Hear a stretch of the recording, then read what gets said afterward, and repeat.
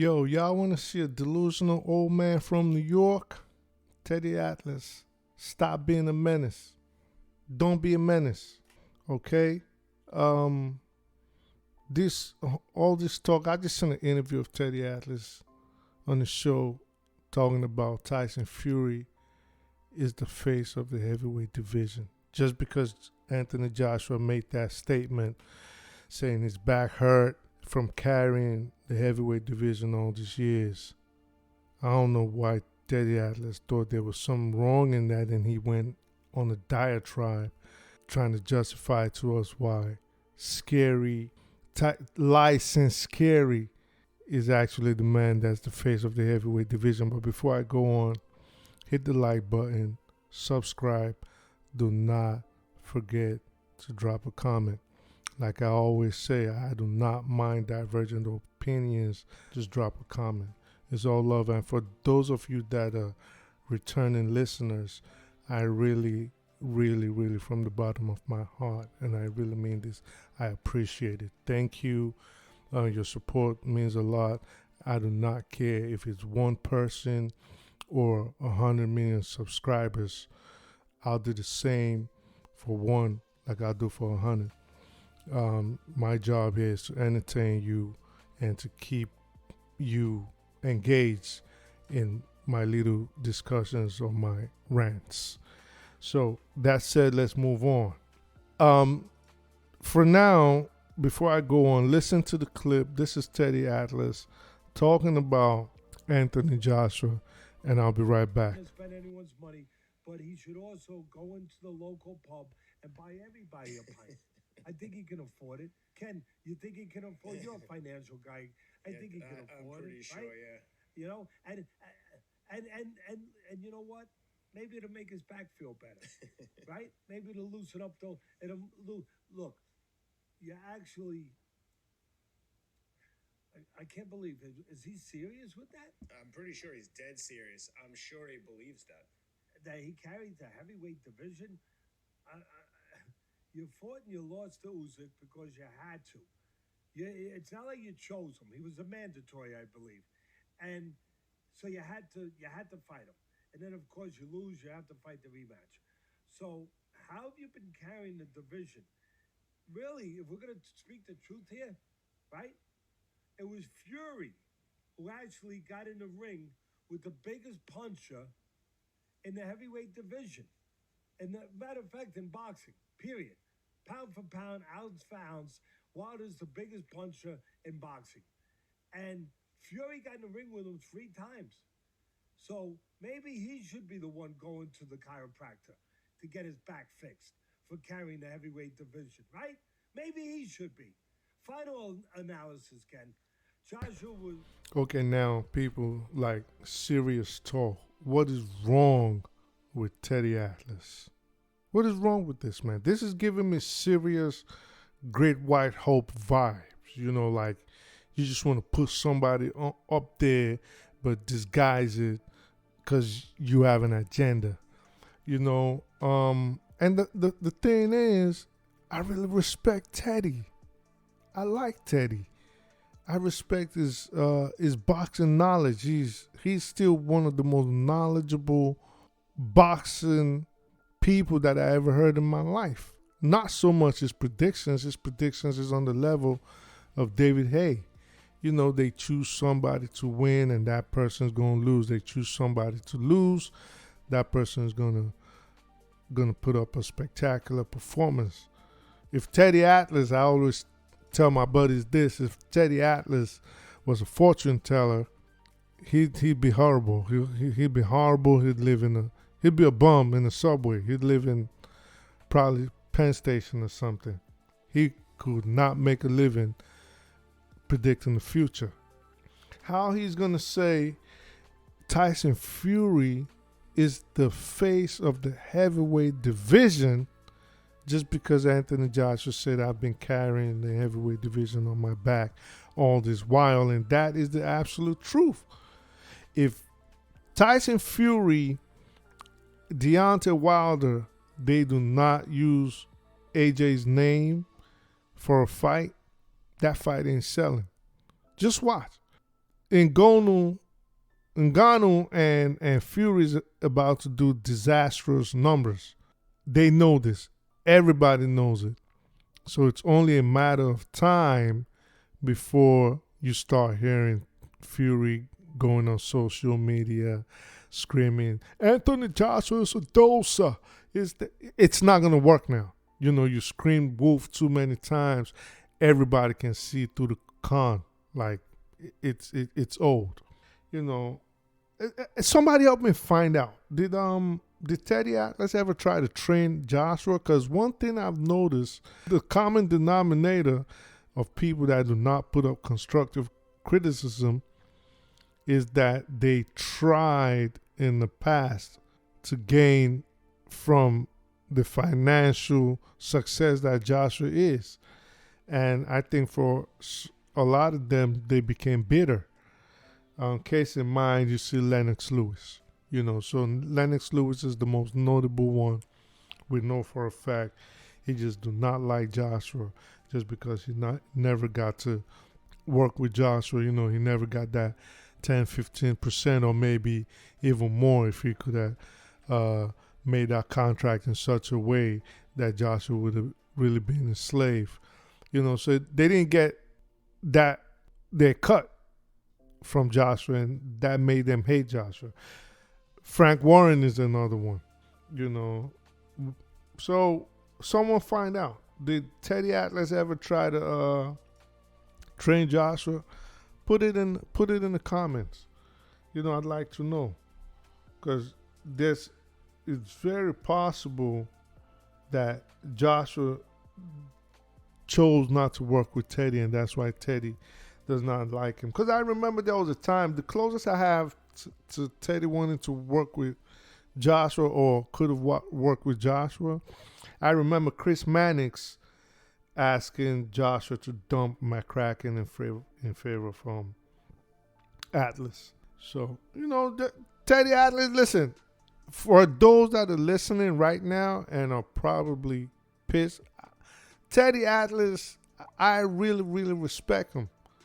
I know he trained Timothy Bradley. He trained Brian McEgan. Michael Grant. A lot of people don't even know he trained Povetkin for a bit. Michael Moorer is the one everybody knows, like people that really know boxing. You remember his motivational speeches and, telling Michael Moorer to do this. Teddy even trained an Olympic team. I don't know, I think either Sweden or Switzerland. He trained them.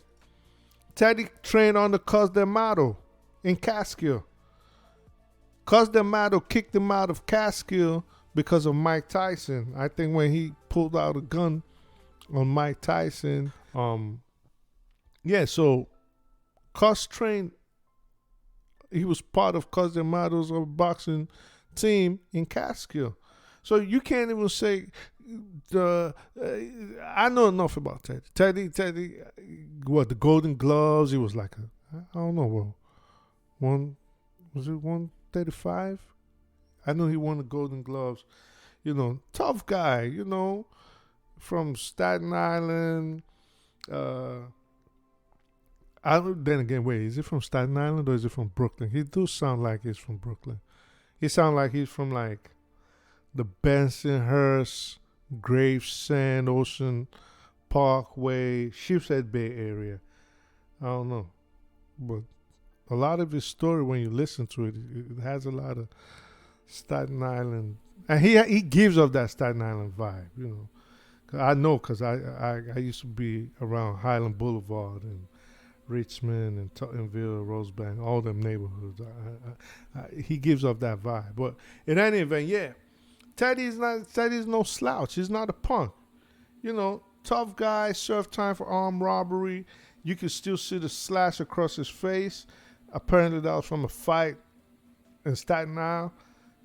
So he was on Rikers. So you really gotta be a tough guy to survive Rikers Island. So we know he's not a punk, pulling a gun on Mike. But at the same time, you just gotta be fair when you say certain things. he really thinks Wilder's gonna beat Joshua, and he's adamant. I don't listen, people. I'll tell you something. I don't believe that for 1 second. I do not believe that. If Teddy kept talking, and if you watch the full clip, Teddy kept talking about the fact it took Anthony Joshua more time, 7 rounds to be precise, 6 extra rounds to dispatch of Helenius, and that's his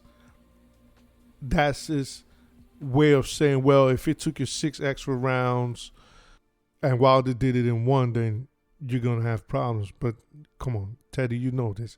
This is not a triangle theory. That's not how boxing works. If we want to look at it like that, then we can also say it took Wilder, 9 rounds to get rid of Molina, while it took Joshua 3 rounds. Molina was what? He was what, like a kindergarten teacher when he fought Wilder, and he had already graduated. He was actually a more seasoned professional when he fought Joshua.